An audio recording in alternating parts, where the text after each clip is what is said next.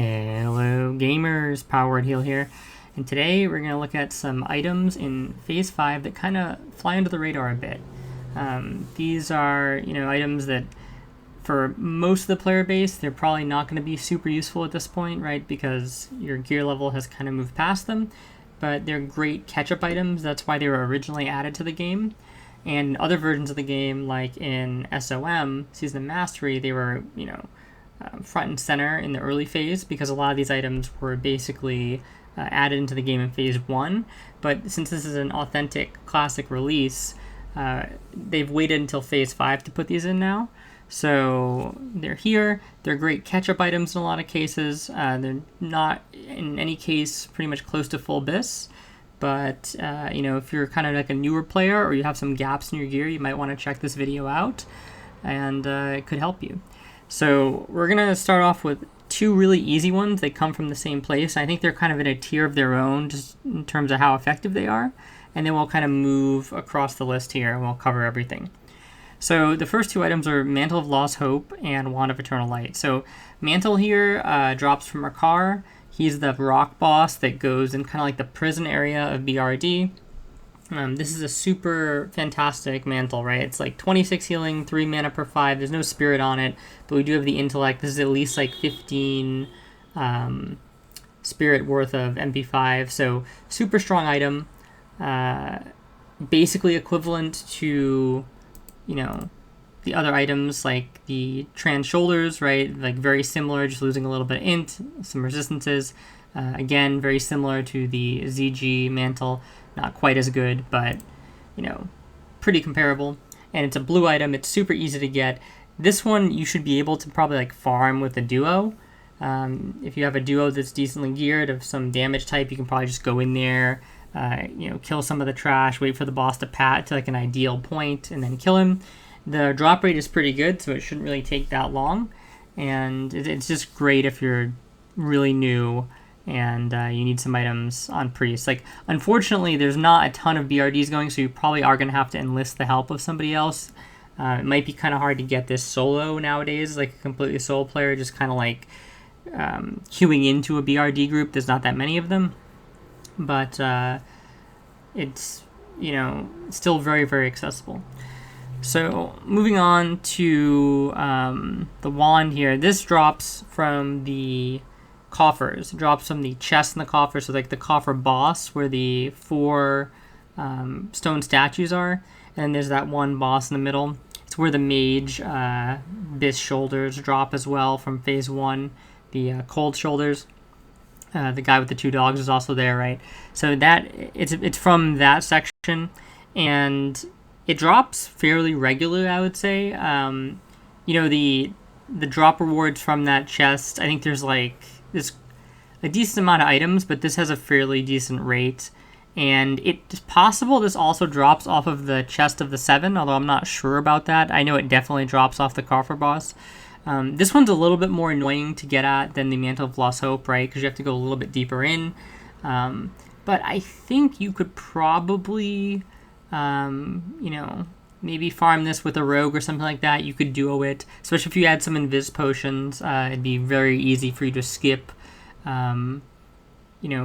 problematic sections of the dungeon, or just, skip sections to kind of save you time. And, so it shouldn't really be that hard to get. Again, it's just annoying that not many people are running this instance anymore. It'd be way easier to get if they were, so you might have to enlist the help of somebody, but it's a very strong wand. It's basically, I'd say it's equivalent to this wand right here, the one from AQ20. That's probably going to cost like anywhere from 1k gold to higher on the more populated servers. Basically the same, just a little bit worse, and it's a fantastic thing to get like right off the bat if you don't have much other gear. So these two are probably like the easiest. And I'd say the closest to BIS items on this list by far. Okay, so going into the rest of the items, we have the Wavefront neck. So this is pretty good. My point of contention with it is that I don't think it's really worth going out of your way to get this when you could just run AQ20 and get Amulet of the Shifting Sands. But it is like a decent option, and it's kind of like one of those things. I believe it comes from the Dukes. So if you're down in Silithus just helping people farm rep, then, you know, if you do some Duke runs, this happens to drop from the particular Duke it drops from, I'm sure they're not going to have a problem with you getting it as the healer, right? Because you're helping them out. So it could be a situation where you pick it up like that. And this one, unlike the BRD items, there may be more people actually wanting to do rep activities, right? Because people want to get Earth Strike and things like that. So yeah, this one is decent, but I wouldn't go out of your way for it. It's pretty easy to just get the other amulet from AQ20. Now the cloak here, this is an okay cloak. In my opinion, Cloak of the Loa is also pretty good. It's a little bit more healing. The spirit is very close, right? And the rest of the stats are pretty close as well. You're not using the 3 set ever really on this set, so that the set bonus doesn't really matter. But if you haven't had any luck getting any cloaks, whether that be you can't afford to buy Height of the Wild, you haven't gotten any from any instances, you haven't gotten the ZG cloak, you can't really run Darmal West because nobody runs it anymore, this is definitely an option that you will be able to get relatively quickly in AQ20. I believe you need a certain rep level for this, but I don't think it's like towards the higher end. Basically anything under Exalted should be relatively easy for you to get if you run AQ20 a decent amount. You know what I mean? So don't worry about the rep requirement for this, but it's just an okay option, right? Cloak of Moam, or where is it here? It's Cloak of the Savior. Yeah, this drops from Moam. This is a very equivalent item. You can see that basically the stats are almost identical, the healing's almost identical, so it's another option you could use there. Moving on to this Earthclaim Orb. So this thing is it's interesting, right? It's one of those other heavy MP5 items. You know me, I tend to favor MP5 over other things, but it's kind of a pain to get this, right? I think it's just easier to just use the AV Exalted offhand. It's not a problem at all. So there's no real reason to invest a lot of time in getting this. It's pretty decent though. I would say it's sort of equivalent, right? Because you're trading like 30 some healing for 5 MP5, and then you get the 10 intellect on top of that. Again, the 10 intellect is not really going to help you in a ton of cases if you're already in like a good guild that's clearing fast. But if you're in a guild that, you need every point of mana, this could actually be an interesting offhand option, and it might actually be better than the standard like AV offhand if you're using, a one-handed and offhand weapon. It might also be worth talking about the weapon that comes from AQ20. Now, this you need Exalted for, so it's kind of annoying, and it's not really that great of a weapon. Having this and the Earthclaim Orb or any of the other offhands, I would say it is better than Benediction, but not significantly so.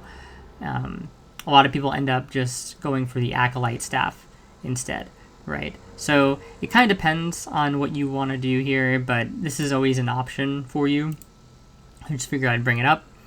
I think this is from the same quest stuff that you get like Earthstrike from, so it's quite the grind. I think it's not just revered, you have to actually turn in the badges and stuff, I think. So just something to keep in mind with this. Desert Bloom Gloves. So these are from a quest chain, I believe in Southern Silithus. It ends with you having to kill kind of like a boss that I think you need typically like 15 to 20 people for, but if you're geared, you probably need less. This and some Nature Res pants, I think, are the rewards.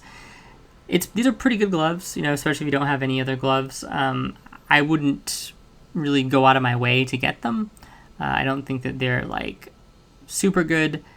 They're, you're basically trading all the MP5 you'd have on another pair of gloves for 51 healing, which is fine. It's not like completely wrong or anything, but I'm just not really going to put in the effort in getting these, especially when there's like tons of good glove options that you already have and come from AQ, right? You can kind of collect the glove option over time, but if you have like really bad gloves, this could be something worth looking into, right?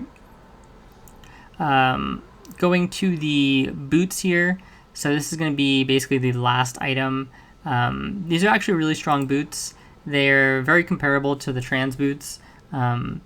You lose, they're probably like worse overall, I'd say, because you lose the 6 spirit, and you also lose the fire resist, and then obviously when you have trans boots, these can now be part of all the set bonuses, right? So I think they're just objectively worse than trans boots, but at the same time, if you don't have any boots that are even remotely close to these, then they're definitely a step up from other Prebis boots and things of that nature. I think they're kind of rare, though, is the problem. They're a zone drop, so tend to not find these that often, but they're definitely pretty good. So we'll move on to, we'll just check out some of the ring options here. I think there's only really one. Yeah, so there's this one I think is already in the game, but I just kind of wanted to remind people of it because people probably didn't really pay attention to the 0.5 launch. I know we didn't really cover it on this channel, but with the 0.5 launch, there was bosses that came out. Yeah, this is from 0.5 because it says phase 4. So basically, when Blackwing Lair launched, or ZG launched, I think it was, you could put together your dungeon tier 0.5 set, and the bosses that are required for some of those also drop items as well. So this is one of the rewards from one of those bosses, and it's pretty decent. So if you only had like a Forging Seal or something like that, you didn't end up getting Rose Wine, you didn't get one of these other rings, then it's definitely a decent option to kind of fill in. But it's kind of annoying because it's difficult to find people who are running this, especially nowadays. If you ran this closer to when the people were really going after their 0.5 aggressively, then it would have been way easier to get, but it's just kind of hard to get nowadays. So if you need rings now and you don't really have a full set, I would just kind of go for the ZG2 set. One thing you can do is you basically get the Forging Seal, right, because this is really easy to get, and then you get the Primal Seal, and then so you could like reserve this one, and then you'd basically have a Forging Seal and a Primal Seal, and then you could just wait to get the other set, the other ring to complete the set bonus, if that makes sense. So yeah, that's what I would do if I was, had ring trouble. And another thing that people might not know about, that I guess it doesn't super fit into the scope of this video, but it kind of does, is this Signet of the Bronze Dragonflight here. This is actually a pretty decent ring, and you basically kind of get it for free as long as you do AQ40. If you just keep doing it, the more rep you get from the mobs in there, once you get exalted, it becomes this version of the ring. You basically start with a version and get stronger and stronger over time, and the end version here ends up being okay. So this is something you can also combine with something like Forging Seal if you don't have another ring, or the Rose Wine, or basically any of these other rings, and you have a pretty decent ring combination. So that is basically all of the items. Yeah. I'm going to mention one more. I'm going to mention the Truefaith vestment. So this is obviously not a phase 5 specific thing, but the price for the pattern as well as the mooncloth right now is probably not going to be super expensive. So you've also had more time to kind of like accrue gold. So if there's a time, like if you couldn't afford this at the start of the game, it may be worth it, depending on your profession situation, to go for this now, as it's a pretty decent option and upgrade. And if it's cheap enough, it might make sense for you to snag that, right? I can totally understand it at the start of the game. I didn't get this at the start because it's just like really annoying, right? It's kind of a lot of investment for an item that is like, it's good, but it's not like game changing at the start of the game. I'd rather use my gold on other things. But now we're kind of at the point where there's not a ton left to use gold on. So outside of consumes and things like that, you probably have your economy set up. So if you do have spare gold lying around, it might not be a bad time to go after Truefaith vestments. And I think that basically covers everything. So thank you guys so much for watching. I hope this helped you. If it did, like, comment, subscribe, and I will talk to you next time.